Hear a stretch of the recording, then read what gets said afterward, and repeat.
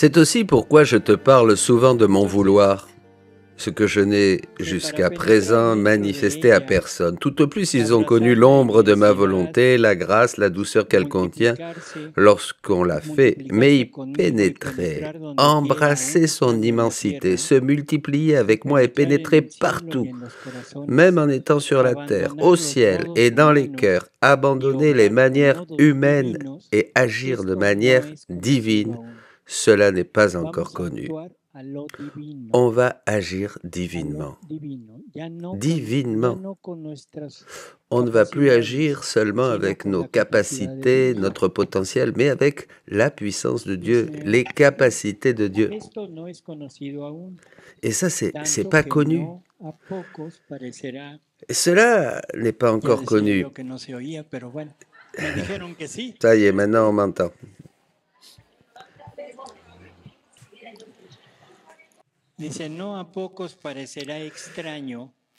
Cela paraîtra étrange à beaucoup de gens, et ceux qui n'ont pas l'esprit ouvert à la lumière de la vérité ne comprendront rien.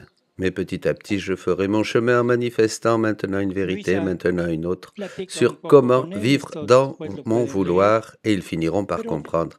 Jésus explique à Louisa, et Louisa comprend. Et un peu plus loin, elle lui dit, « Et moi, interrompant les propos de Jésus, j'ai dit, « Mon amour, s'il y a tant de bien dans cette vie, dans le divin vouloir, pourquoi ne l'as-tu pas manifesté avant? Pourquoi n'es-tu pas venu récupérer ton royaume avant ?» Je crois que c'est une question logique. Si ça t'intéresse tant, pourquoi maintenant seulement? Et Jésus lui dit, « Ma fille, il fallait d'abord que je fasse connaître ce que mon humanité a fait et souffert extérieurement, afin de disposer les âmes à connaître ce que ma divinité a fait à l'intérieur. La créature est incapable de comprendre d'ensemble toute mon œuvre. C'est pourquoi je me manifeste peu à peu. Ensuite, à ton maillon de conjonction avec moi, se joindront les autres maillons des créatures et j'aurai une multitude d'âmes qui, vivant dans mon vouloir, referont tous les actes des créatures. Et j'aurai la gloire de tant d'actes suspendus faits seulement par moi et faits aussi par des créatures. Et celles-ci de toutes les classes, vierges, prêtres, séculiers, selon leurs fonctions, qui n'opéreront plus humainement, mais pénétrant dans mon vouloir, leurs actes se multiplieront pour tous d'une manière entièrement divine, et j'aurai la gloire divine de la part des créatures pour tant de sacrements reçus et administrés d'une manière humaine, d'autres profanés. Ça, c'est très intéressant. Je ne sais pas si vous interprétez bien ces choses. J'aurai la gloire divine, pas une gloire humaine, la gloire divine, de la part des créatures, c'est-à-dire de nous tous, pour tant de sacrements reçus et administrés d'une manière humaine, et d'autres profanés, d'autres souillés. Qu'est-ce qu'il nous dit là, Jésus? Que chaque sacrement, un baptême, une confirmation, la pénitence, etc., la communion, une extrême onction, l'ordre sacerdotal et un mariage, le mariage, un mariage qui est un sacrement. Je crois qu'on a oublié ça. Le sacrement maintenant, c'est tout simplement... le sacrement ne nous intéresse pas tant, vous voyez, mais Jésus devrait recevoir une gloire divine de chaque sacrement, pas notre gloire à nous. Si nous comprenons bien, ce qui intéresse Dieu, c'est ce qui est divin. C'est ce qui est divin qu'il veut recevoir. Il dit, pour tout et tant de sacrements reçus et administrés d'une manière humaine, d'autres profanés, d'autres souillés par l'intérêt, le baptême, le mariage, le baptême, vous avez vu, le baptême, ça n'intéresse personne. Ce qui les intéresse, c'est la fête. C'est la fête. La confirmation, bon, on n'en parle plus beaucoup, parce que personne ne la cherche vraiment. Mais le mariage, qui prend conscience du mariage? Qu'est-ce qui les intéresse dans le mariage? La coiffure, la robe, la fête, les amis, toute la dimension sociale. Tout ce qui est personnel, humain, mais le sacrement du mariage n'intéresse personne. La fiancée arrive une demi-heure après, en retard à la messe. J'ai vécu, moi, dans un petit village dans l'État de Mexico, et le prêtre faisait des choses terribles pour le peuple. Mais je crois qu'il agissait très bien. Par exemple, il y avait la messe du mariage, et le fiancé n'arrivait pas, ou la fiancée, il commençait avec la messe. À la moitié de la messe, il voulait rentrer pour se marier. Il leur a dit non, vous ne rentrez pas, maintenant c'est la messe. Venez demain si vous voulez, je vous marierai à la sacristie. Voyez? Est-ce qu'il a fait bien, le prêtre? Oui, bien sûr. Et maintenant, non, c'est plus comme ça. Ce que veulent les prêtres, maintenant, ce que veulent les prêtres, c'est la dimension sociale. Ils attendent et ils attendent, ils attendent pour faire les 4 volontés des fiancés. On ne prend pas conscience du sacrement. Et le prêtre non plus ne prend pas conscience de ce qu'est le sacrement. Ce qui intéresse le prêtre aujourd'hui, c'est la dimension sociale, être bien avec les fiancés. C'est ainsi. Donc, il continue. Tant de sacrements reçus et administrés d'une manière humaine, d'autres profanés, d'autres souillés par l'intérêt, et tant de bonnes œuvres dans lesquelles je reste plus déshonoré qu'honoré. Je désire ardemment ce temps, et toi prie et désire avec moi, et ne sépare pas ton maillon de jonction avec le mien, toi la première, Luisa. Commençons par toi. Toi la première, toi la seconde, peu importe ton numéro, parce qu'en fait c'est un seul, peu importe quel numéro nous est assigné. Vous comprenez? Chacun de nous commence. Maintenant je vais m'asseoir. Allons au livre 12, du 8 avril 1918. Pour en revenir à la vie dans le divin vouloir, on m'avait dit que c'était comme vivre dans l'état d'union avec Dieu. Et mon Jésus bien-aimé s'est approché de moi et m'a dit, « Ma fille,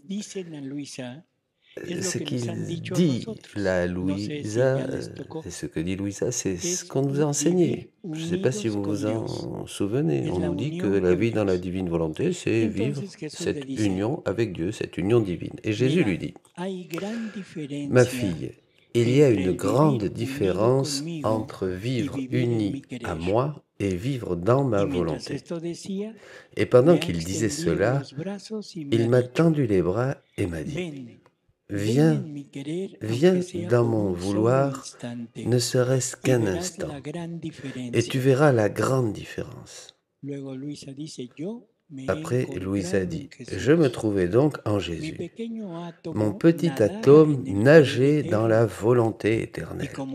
Et comme cette volonté éternelle, ce divin vouloir, est un acte unique qui contient tous les actes ensemble, passé, présent et futur, moi, étant dans ce divin vouloir, dans cette volonté éternelle, je participais à cet acte unique qui contient tous les actes, pour autant qu'une créature puisse le faire. J'ai participé aux actes qui n'existent pas encore et qui doivent exister jusqu'à la fin des temps et jusqu'à ce que Dieu soit Dieu. Tant que Dieu est Dieu.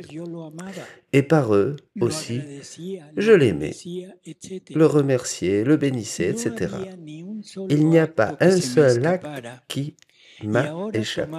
Et maintenant, j'ai pris l'amour du Père, du Fils et du Saint-Esprit, je les ai fait miens, comme leur volonté était mienne, et je leur ai donné comme venant de moi, comme étant mien, comme j'étais heureuse de pouvoir leur donner leur amour comme étant mien, et qu'ils trouvaient leur pleine satisfaction et leur pleine libération, enfin, déversement d'amour, en recevant de moi leur amour comme étant le mien. Mais qui peut dire tout cela? Les mots me manquent. C'est très, très intéressant ce que nous venons de lire. Je ne sais pas si vous avez compris. D'abord, Louisa reconnaît qu'elle est dans un infini immense. Et elle se reconnaît comme créature. Et elle voit ce petit atome de ce qu'elle est qui nage dans le divin vouloir. On pourrait comparer cela à une goutte d'eau qui se trouve dans la mer. À partir du moment où la goutte d'eau entre dans la mer, elle n'est plus goutte d'eau. Et comme elle est de la même nature que la mer, elle s'étend à toute cette mer, voyez? Où que soit cette mer, voyez? Mais elle reste cette goutte. C'est ça, ce qui est incroyable.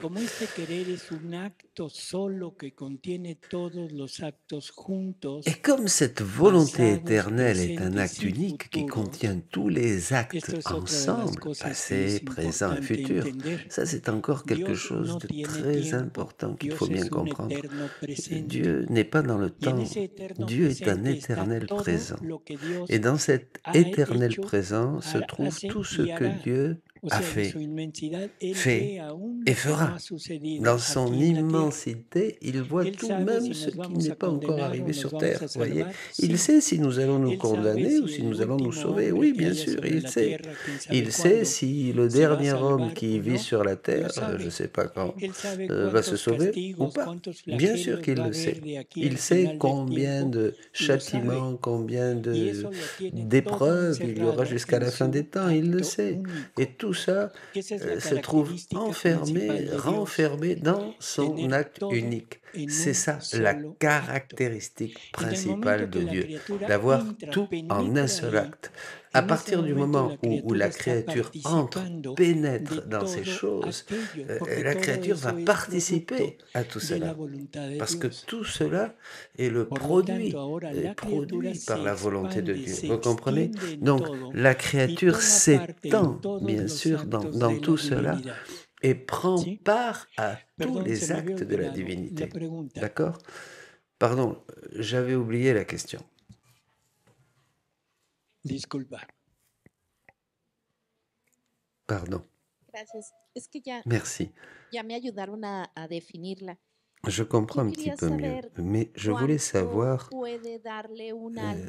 si une âme peut donner à Dieu en faisant des rondes, si on peut donner à Dieu le oui de toutes les âmes, comme si toutes les âmes se sauvaient, étaient sauvées. Mais non, parce que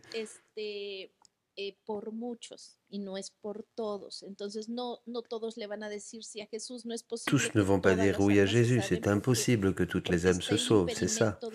Il y a un empêchement. Attends, jeune dame, attendez un moment. Pour Dieu, pour le Père, toute l'humanité est sauvée. Comme s'ils avaient tous, comme si elle avait vécu dans la divine volonté. Dieu n'a perdu aucun de ses enfants. Personne, aucun.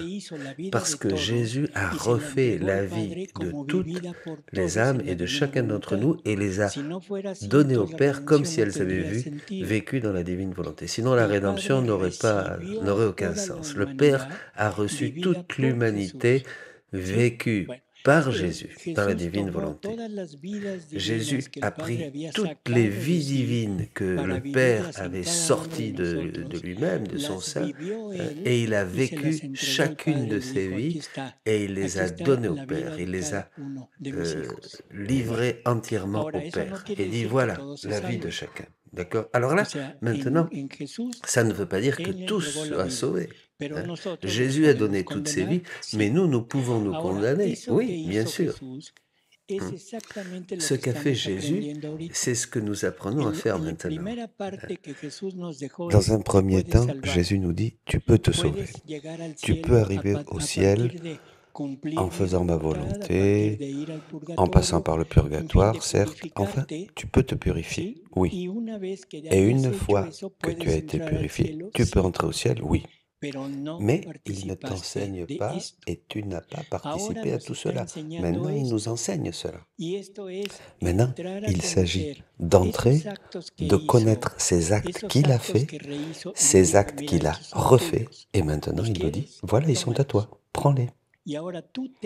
Et toi, tu entres dans ces actes et tu les vis. À travers toi, tu les vis. Et tu n'as pas seulement ta vie qui a été vécue par Jésus, par Marie, par Louisa, vécue par tous ceux qui vont vivre dans la divine volonté, mais maintenant, tu as cette vie que tu vis, toi, tu es présente, c'est présentiel. Vous comprenez? On comprend ça. Avant, il s'agissait de quelque chose de virtuel et vécu par Jésus. Maintenant, l'invitation, c'est tu veux faire partie de ce groupe en présence, présentiel. Voyez, c'est ça le passeport pour entrer. Entre, c'est toi qui décides si tu veux rentrer ou pas. Mais Dieu n'a perdu à aucun de ses enfants. Ce qui est important, c'est pas l'humanité. Ce qui importe, c'est la divine volonté, c'est la vie divine que Dieu voulait qu'on vive avec lui. C'est ça qui l'intéresse à Dieu. Parce qu'ici, il faut comprendre aussi quelque chose qu'on n'aime pas entendre. Dieu ne nous aime pas. Dieu ne nous aime pas. Vous comprenez? Dieu aime ce qu'il a mis de lui en nous. Dieu aime ce qu'il a mis de lui en chacun de nous. Tu veux te condamner? Tu te condamnes. C'est pas que Dieu m'aime comme je suis moi. Il m'aime comme je suis, bien sûr, parce qu'il a l'espérance qu'un jour, je vais dire oui, même si c'est au moment de la mort. Mais si je ne dis pas oui au moment de la mort, eh bien, qu'est-ce qu'il va me dire? Éloigne-toi de moi, maudit. Mais quel amour à Dieu! Qu'est-ce que c'est que cet amour de Dieu? Éloigne-toi de moi, maudit. Voyez, il faut comprendre que ce qui est important, c'est lui, c'est pas nous. C'est pas nous qui sommes importants, c'est lui. On n'est rien. Nous sommes rien, des créatures, c'est tout. Le problème, c'est que nous avons toujours pensé que nous sommes quelque chose d'important. Dieu m'aime, oui, bien sûr, parce qu'il a l'espoir qu'un jour, je vais dire oui. Et si je ne dis pas oui durant ma vie sur Terre, au moins, il espère que je dise oui au moment de la mort. Pourquoi? Parce qu'il va me sauver, bien sûr, mais il doit d'abord m'enlever toute cette cochonnerie qui m'appartienne, hein, c'est-à-dire ma vie humaine. Il va nous donner la pharmacie qui est nécessaire, hein? Une purge super forte. C'est une purge. À quoi sert une purge? Pour enlever tout ce que nous avons à l'intérieur. Le purgatoire, c'est la marque. La purge, Torio, c'est la marque. C'est pour enlever toute cette pourriture que nous avons, tout ce que nous avons de vie humaine, de cochonnerie de vie humaine. Hein? Et une fois que tout ça c'est purgé, c'est nettoyé, et là on peut entrer au ciel pour qu'il nous donne cet aliment adéquat qui est la vie divine. Voyez? Mais Dieu n'a perdu aucun de ses enfants. Vous pouvez imaginer que Dieu perde un de ses enfants? Qu'est-ce que cela voudrait dire? Ça voudrait dire d'abord que le démon rigole et se moque de lui. Je t'ai gagné, je t'ai gagné. Vous voyez? Celle-là, tu l'as pas eue. Hein?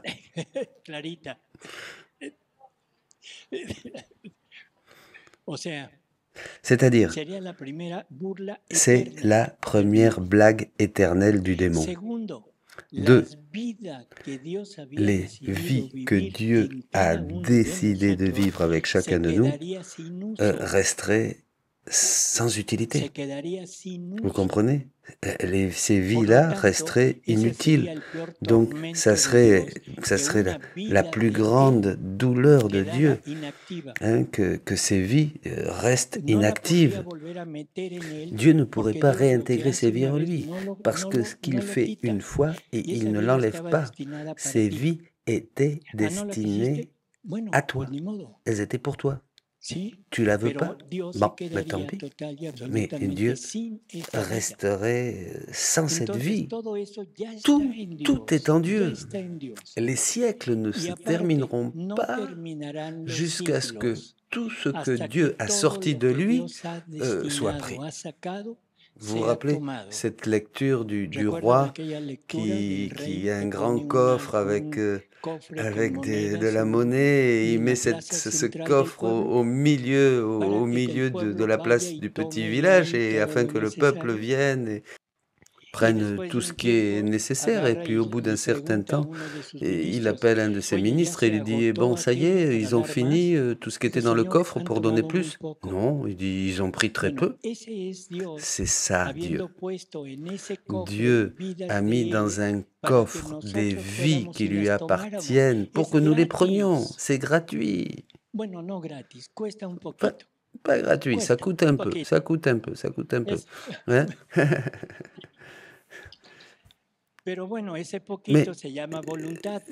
ce peu qu'il faut, c'est la bonne volonté. Je crois qu'on a tous un peu de volonté, non? Hein? Il vous manque de la volonté à certains? On en a tous, hein? Personne. À personne. Il manque un peu de bonne volonté. Je ne sais pas si c'est clair tout ça, mais c'est très important. Dieu ne va jamais perdre. Dieu... D'où est Dieu?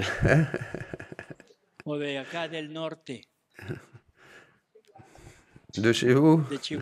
De Chihuahua, de Jalisco? Non. Non, c'est pas Chihuahua, c'est Chihuahua. Chihuahua.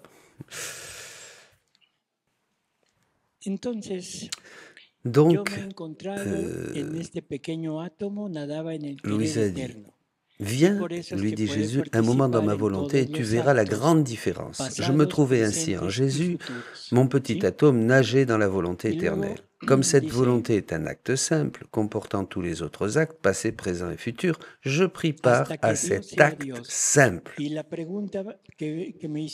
Vous voyez? Et un peu plus loin, et cela aussi longtemps que Dieu sera Dieu. Donc ça, c'est très simple. Qu'est-ce que c'est? Tu demandais vivre dans la divine volonté, c'est donner Dieu à Dieu, c'est-à-dire on donne à Dieu tout.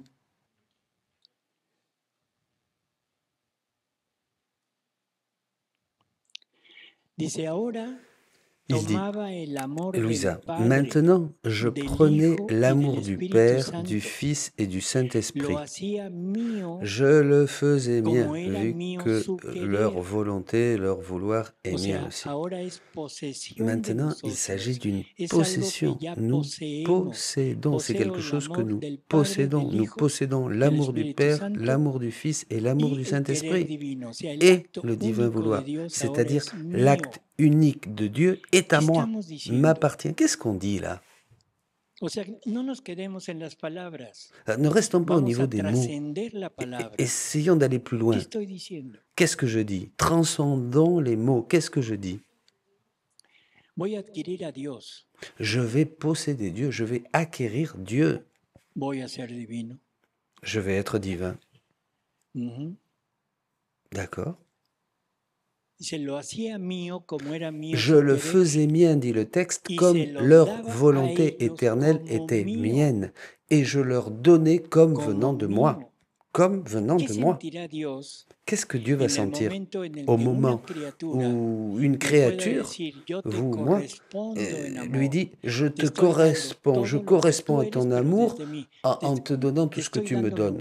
Je te donne ce qui est à moi, mais ce qui est à moi maintenant est divin. Je te donne l'amour divin qui est à moi. Je te donne mes attributs divins qui sont à moi. » Et il va me dire « Et toi, pour qui tu te prends ?» Ben, je me prends pour toi. Vous vous rendez compte de ce que nous disons là? Tout est à moi. Tout est à moi. Et ils trouvaient un plein contentement en recevant de moi leur propre amour. Mais qui peut tout dire? Il me manque les mots. Ils recevaient de moi leur amour comme venant de moi. Et c'est la même chose que disait Saint Paul. Hein? Ce sont des choses que l'œil n'a pas vues, que l'oreille n'a pas entendues, etc., qui n'est pas monté du cœur de l'homme. C'est ce que Dieu a préparé pour ceux qui l'aiment. Voilà. Louisa dit la même chose. Mais qui peut dire tout ça, dit-elle en finissant. Il me manque les mots, voyez. Et Jésus lui dit donc, tu as vu ce qu'est vivre dans ma volonté? C'est disparaître. Et dans la mesure où c'est possible, pour une créature, entrer dans la sphère de l'éternité, entrer dans l'omniscience de l'éternel. Qu'est-ce que c'est l'omniscience de l'éternel? Dieu a tout devant les yeux. Il a tout en un seul acte. Dieu voit tout dans un seul acte. La créature entre dans cette omniscience de Dieu et la fait sienne. La créature a devant elle tous les actes de toute l'humanité, depuis le début jusqu'à la fin. Pourquoi? Afin de les refaire, de refaire les actes de chacun avec Jésus. Et pouvoir donner à chaque acte des créatures un acte divin qui vient de nous. Nous participons ensemble avec Jésus à toute l'œuvre de la rédemption et à tout ce qu'il a fait pour refaire l'homme, tout ce qu'il a fait pour refaire l'homme. C'est ça le point important. Vous comprenez cela? On entre dans cette omniscience de Dieu. On voit comme Dieu. Oui. Comme disait notre petite sœur au sujet des saints, je m'imagine que les saints au ciel attendent qu'une créature ici sur terre commence à faire ses actes et prendre aussi leurs actes et pour tout ce qu'ils ont fait, mais pas encore dans la divine volonté. Là, je crois qu'on va nous traiter d'hérétiques. Nous avons l'habitude de nous mettre entre les mains des saints, hein, les prier, leur demander quelque chose, leur intercession, leur demander tout ce que nous voudrions que Dieu nous donne, et nous le demandons aux saints par l'intermédiaire des saints. Jésus nous dit, dans le livre du ciel, l'amour doit être seul. C'est-à-dire aucun intermédiaire, aucune triangulation. Ne pas faire passer mon amour pour Dieu à travers une personne, même s'il s'agit d'un saint. Cette intercession à travers les saints ou un saint, définitivement, ne doit pas exister. On ne doit pas la faire. Tous les saints, comme vous disiez, attendent qu'une créature, chacun de vous, prenne leurs actes, les refasse dans la divine volonté pour pouvoir les donner à la divinité, mais comme des actes divins. Cela, ils n'ont pas pu le faire quand ils étaient sur Terre. Et lorsque nous faisons ça, nous augmentons. Le saint qui est au ciel reçoit une augmentation de gloire. Il reçoit ces actes, cette vie divine de Dieu, mais vécue par d'autres, vous voyez. Et ça devient l'inverse de ce qu'on pensait. Les saints, ils ont notre icône en haut au ciel. Chacun de vous, ils les ont, et puis tous les jours, ils se mettent en prière pour dire s'il te plaît, fais encore un acte dans la divine volonté. Vous comprenez un petit peu le sens de cela?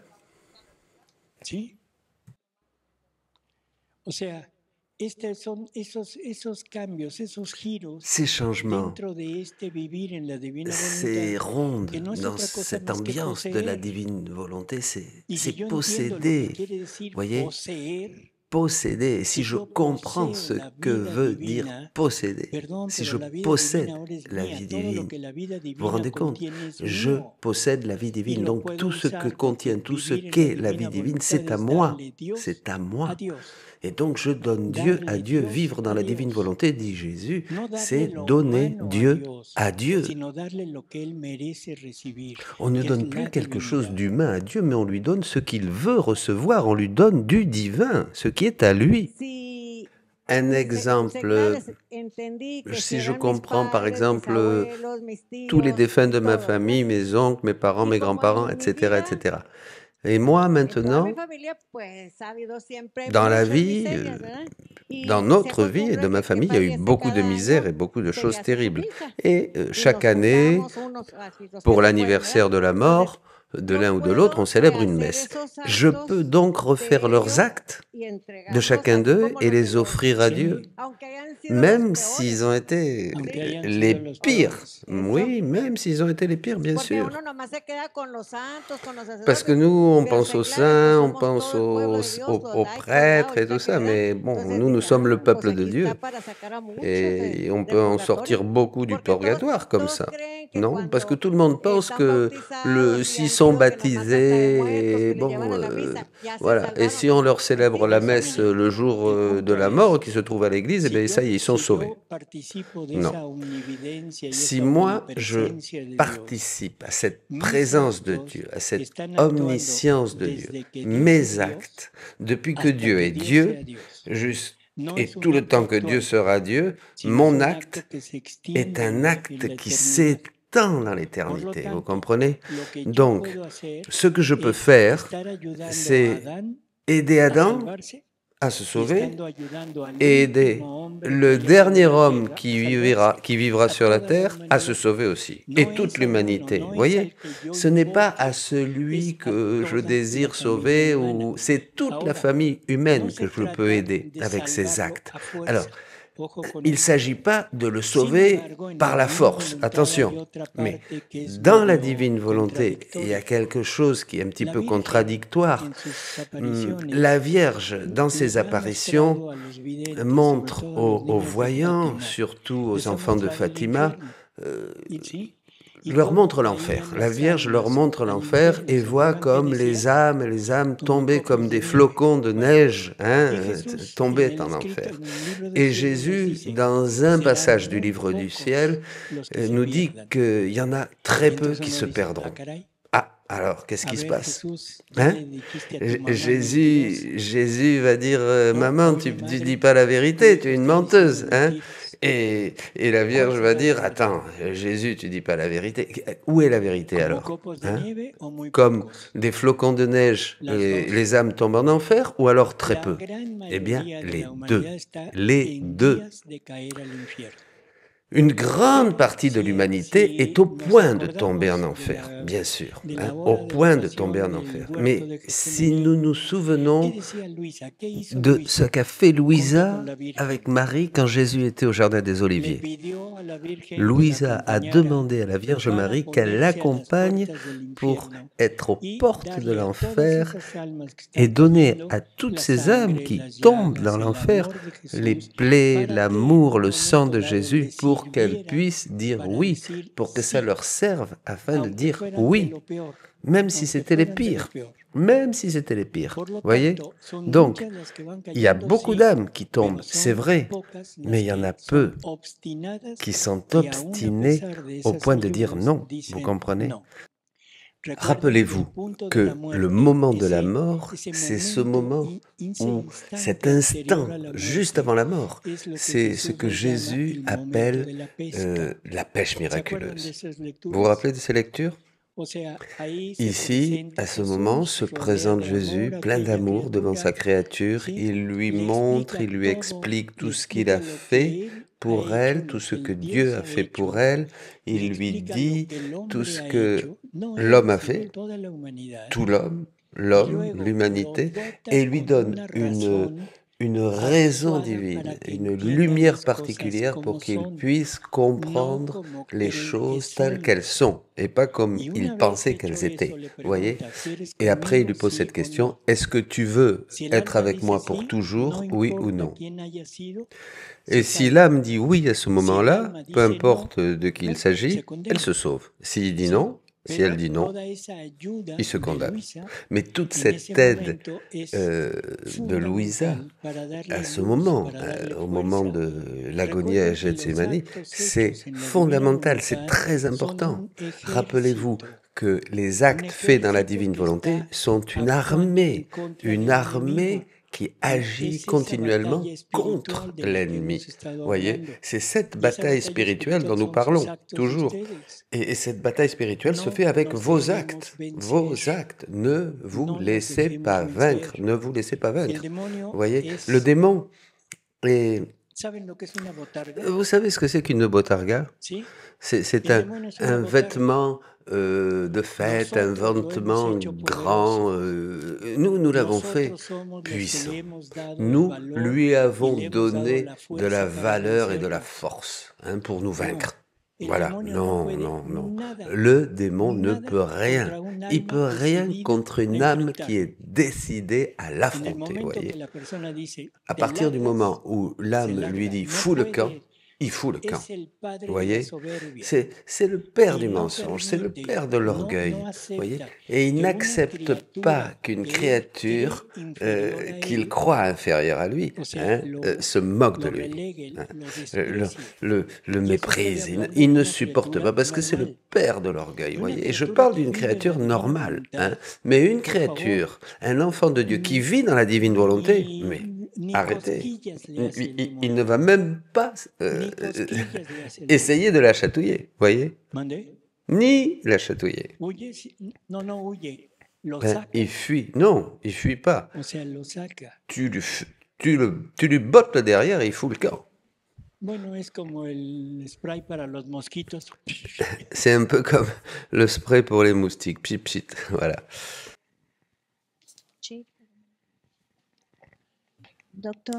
Docteur, pour aller un peu dans le même sens, ici il y a quelques amis qui sont nouvelles. Quand Socorro disait que nous pouvons refaire les actes de mes aïeux, de ma famille, mais on ne peut pas faire spécifiquement pour la famille, mais on le fait pour tous. Dans la divine volonté, il n'y a pas de particularité, mais vous pouvez le faire, il n'y a pas de problème. Mais de cette personne dont vous désirez refaire les actes, ça s'éteindra nécessairement à toute l'humanité. Il n'y a pas de problème. Jésus dit à Louisa, « As-tu vu ce qu'est vivre dans ma volonté? C'est disparaître. Et dans la mesure où c'est possible pour une créature, entrer dans la sphère de l'éternité, dans la toute-puissance de l'éternel, dans l'esprit incréé, et prendre part à chaque acte divin. C'est jouir de toutes les qualités divines, alors même que l'on est encore sur la terre. » Voyez? C'est haïr le mal d'une manière divine. C'est tout couvrir sans s'épuiser, vu que la volonté qui anime l'âme est divine. C'est la sainteté non encore connue sur la terre et que je ferai connaître, la plus belle et la plus brillante, qui sera la couronne et l'achèvement de toutes les autres saintetés. Voyez, la couronne et l'achèvement de toutes les autres saintetés. Par contre, celui qui vit simplement uni à moi, c'est-à-dire la sainteté que nous connaissons, la sainteté humaine, celui qui vit simplement uni à moi ne disparaît pas. Deux êtres sont ensemble. on voit deux êtres ensemble, non fondus en un seul.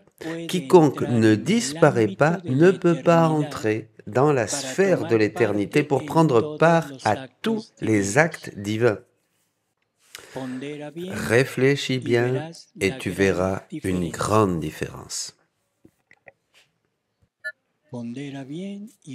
Réfléchis bien et tu verras la grande différence.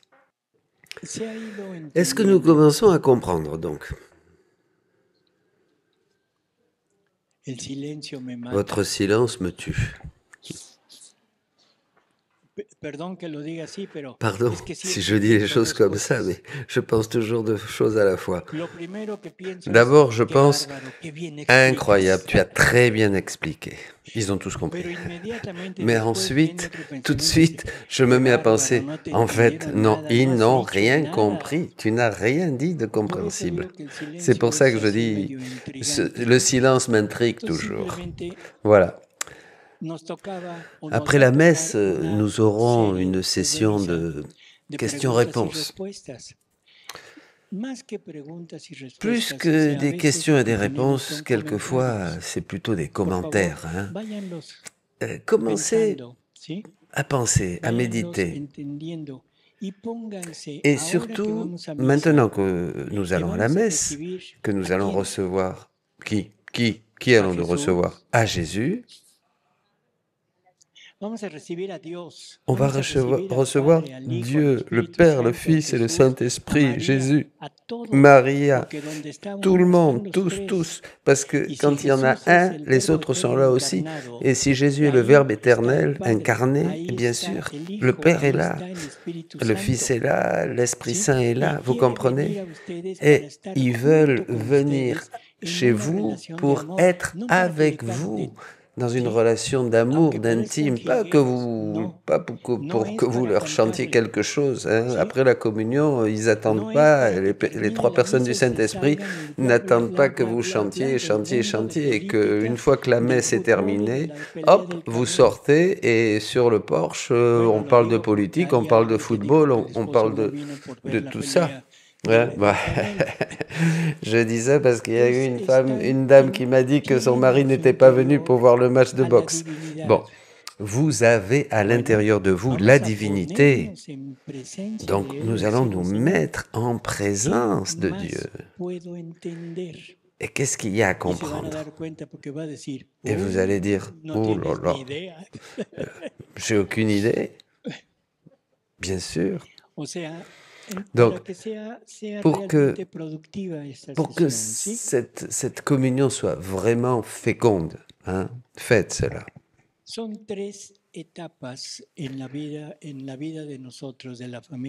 Il y a trois étapes dans la vie de l'humanité. Vous voyez, il y a trois époques. Nous entrons dans la troisième ère, l'ère de l'amour, l'ère que ta volonté soit faite comme au ciel sur la terre. Nous entrons maintenant dans ce temps. Alors, toujours au livre 12, au 24 janvier 1921, Jésus dit, « Ma fille, le premier fiat qui a trait dit dans la création, vous savez ce que veut dire fiat ? Qu'il soit fait. C'est une parole qui indique une action. Et une parole qui indique une action en grammaire, comment on l'appelle? Un verbe. Donc quand Dieu dit fiat, qu'est-ce qu'il dit? Il dit le verbe éternel. Le fiat, c'est le verbe éternel. C'est la parole de Dieu. Et il a fait tout par sa parole. Tout a été créé par lui. C'est pour ça que Dieu est créateur, parce que de lui sort la parole. Il génère le Fils. Et c'est le Fils qui mène à bien toute l'œuvre de la création. Ce n'est pas le Verbe éternel en tant que Dieu qui crée. Non, ce n'est pas le Verbe éternel qui achève et qui obéit au Père en créant. C'est ce que dit Saint Paul de toute manière. Et cela ne le dit pas Louisa, ni moi d'ailleurs, c'est Saint Paul. Qu'est-ce qu'il dit Saint Paul? au sujet de Jésus. Tout a été créé par lui, pour lui et en lui. Et donc, Jésus, le Verbe, à partir de son humanité, c'est lui qui crée toute chose. La seule action directe du Verbe éternel, c'est de s'incarner. Vous voyez? C'est cette parfaite correspondance qu'il va donner au Père en prenant une nature humaine. Et à partir de cette nature humaine, il va faire tout le reste. Ma fille, le premier fiat qui a trait à la création fut prononcé, fiat lux, sans l'intervention d'aucune créature. Pour le second, qui a trait à la rédemption, qui a été dit dans la rédemption, j'ai voulu l'intervention d'une créature, et ce fut ma mère qui fut choisie. Qu'est-ce que c'est ce deuxième fiat? Duquel s'agit-il? C'est le fiat mihi, qu'il me soit fait selon ta parole. Maintenant, un troisième fiat est prévu pour l'achèvement des deux premiers. Et cette fois encore, une créature doit y participer. Et c'est toi que j'ai choisi. Ce troisième fiat doit mener à leur achèvement les fiat de la création et de la rédemption, l'honneur et la gloire du fiat de la création et de la rédemption. Il sera une confirmation et le développement, l'achèvement du fiat de la rédemption. Ces trois fiat représenteront la très sainte Trinité sur la terre. Et j'aurai le fiat voluntas tua comme au ciel sur la terre. Les trois fiat seront inséparables, chacun complétant les deux autres.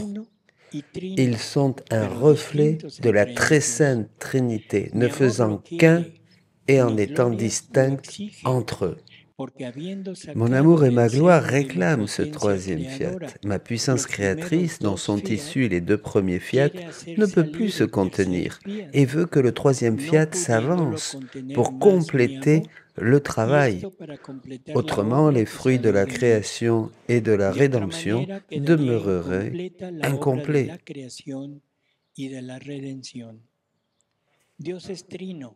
Dieu est Trinité, trois personnes, un seul Dieu. L'œuvre de Dieu est nécessairement trinitaire. Chacune des personnes a sa mission, il a son acte. Le Père crée. Quand il dit fiat, il génère le Verbe. L'œuvre du Verbe qui crée toute chose, tout a été fait par lui et il rachète tout. Et ce troisième fiat qui est celui-là, cette troisième ère, cette troisième époque, c'est l'accomplissement des deux premiers, de l'œuvre du Père et de l'œuvre du Fils. Dans la création, tout a été complet, tout a été parfait et rien ne manque dans la création. La rédemption, comme nous l'avons écouté, a été le remède de tout ce que l'homme avait réalisé. Tout le mal que l'homme a fait a été réparé. Et cette troisième ère, maintenant, c'est la restitution de cette volonté divine que l'homme a perdue au paradis, pour couronner vraiment les deux œuvres précédentes, la création et la rédemption. Ce fiat voluntas tua, c'est lui qui complète l'œuvre de Dieu en nous et dans toute l'humanité.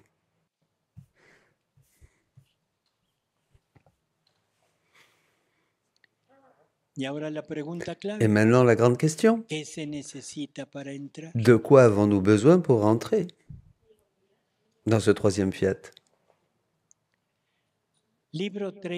Allons au livre 30, 7 janvier 1932. Ma fille, ma volonté agit de bien des façons surprenantes et différentes, selon les dispositions des créatures. Ça, c'est très important. La divine volonté n'utilise pas, ne profite pas de sa puissance. Elle ne s'impose pas. Elle n'impose pas tout ce qu'elle a pour nous le donner par la force. Mais elle laisse tout à notre disposition. Voyez? Souvent, on dit que l'homme propose et Dieu dispose. Mais là, on change. C'est pas comme ça. Celui qui propose, c'est Dieu. Et ceux qui disposent de tout ça, c'est vous, c'est la créature. Dieu propose et l'homme dispose de tout ça. Donc c'est pour ça qu'elle agit selon la disposition de la créature. Souvent, elle fait savoir ce qu'elle veut, mais elle laisse aux créatures le soin de le faire ou de ne pas le faire. Et cela s'appelle une volonté voulue. À cela s'ajoute parfois la volonté commandée, et elle donne alors une double grâce pour faire observer le commandement. Et cela, c'est pour tous les chrétiens. Ne pas faire cela signifie alors que l'on n'est même pas chrétien. L'autre mode, l'autre manière est la volonté opérative, qui travaille et qui descend dans l'acte de la créature et agit comme si cet acte était à elle. Voyez? Et où ma volonté met par conséquent sa vie, sa sainteté, sa vertu opérative. Mais pour en arriver là, cette âme doit être habituée à la volonté voulue et commandée, qui prépare le vide dans l'acte humain afin de recevoir l'acte agissant du divin fiat. La volonté de Dieu, bien sûr, agit aussi de manière permissive. Ça, c'est facile à comprendre. Dieu permet tout, bien sûr. Il permet même le péché.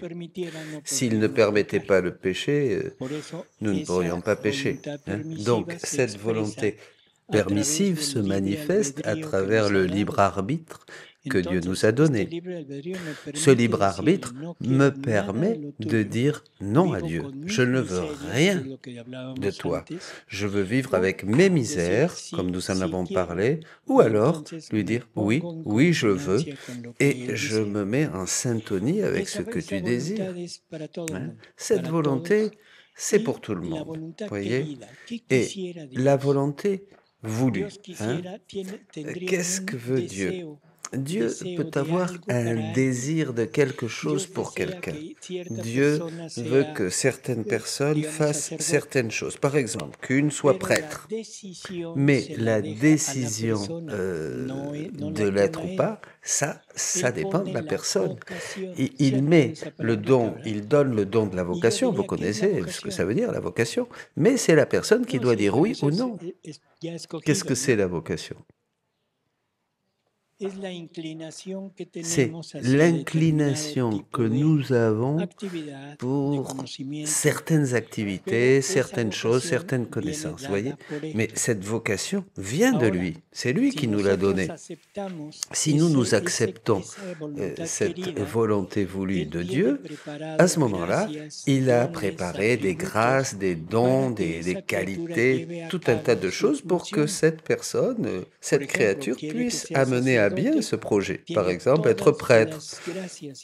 Dieu va donner toutes les grâces nécessaires pour que cette personne soit un bon et saint prêtre.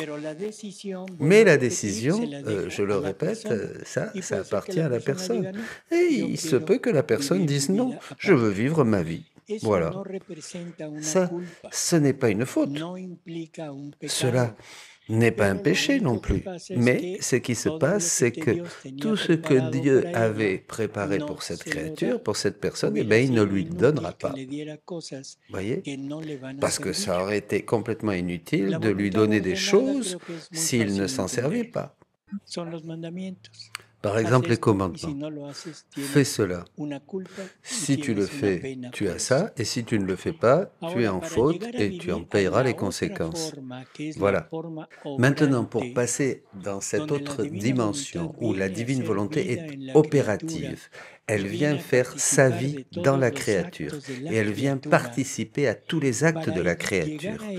Pour arriver à cela, il faut déjà être formé et déjà avoir été préparé par la volonté voulue et la volonté ordonnée. Vous voyez, il faut être habitué à faire la volonté de Dieu. On ne peut pas dire « je vis dans la divine volonté » si ces deux premières volontés s'accomplissent en nous, la volonté voulue et la volonté ordonnée. Vous voyez, on serait contre la volonté de Dieu si on ne faisait pas ces deux choses, pour arriver à la troisième.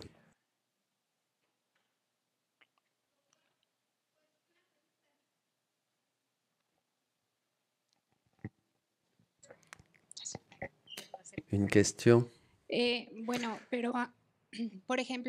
Par exemple, il y a la volonté voulue, ce que Dieu aurait voulu que je sois. Par exemple, une consacrée. Je ne l'ai pas fait. Donc, j'ai manqué à cette volonté voulue de Dieu et maintenant, ma volonté ordonnée, la volonté ordonnée, c'est de vivre ma vie de maman.